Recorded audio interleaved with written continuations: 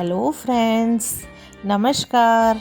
Welcome to my channel Shanti peace of mind.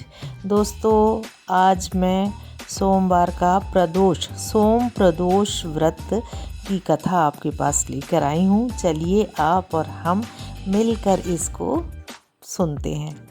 प्रदोष का अर्थ है रात्रि का शुभारंभ। इस व्रत के पूजन का विधान इसी समय होता है, इसीलिए इसे प्रदोष व्रत कहते हैं। यह व्रत शुक्ल पक्ष और कृष्ण पक्ष की त्रयोदशी को किया जाता है। इसका उद्देश्य संतान की कामना है। इस व्रत को स्त्री पुरुष दोनों ही कर सकते हैं। इस व्रत में भगवान शंकर की पूजा की जाती है। पूजा और विधि कुछ इस प्रकार की जाती है कि सायंकाल को व्रत करने वाले को शिव शंकर की पूजा करके अल्प आहार करना चाहिए।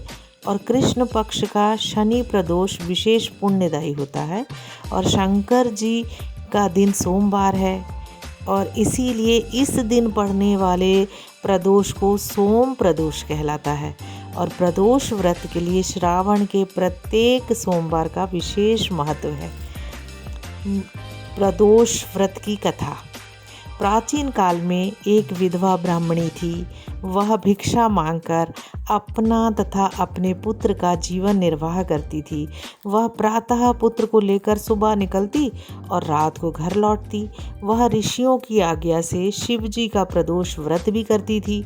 एक दिन उसे विदर्भ देश का राजकुमार मिला, जो अपने पिता की मृत्यु के कारण इधर उधर मारा फिर रहा था।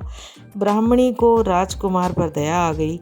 उसे अपने घर साथ ले आई और उसका पुत्रवत पालन पोषण करने लगी। एक दिन दोनों बालकों ने वन में घूम रहे थे।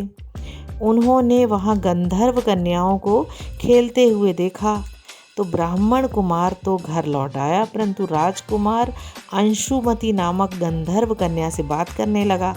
दूसरे दिन भी उसी स्थान पर जाकर राजकुमार पहुंच गया। वहां अंशुमति अपने माता पिता के साथ बैठी हुई थी। कुछ दिन बाद माता पिता ने राजकुमार से कहा कि तुम विदर्भ देश के राजकुमार हो।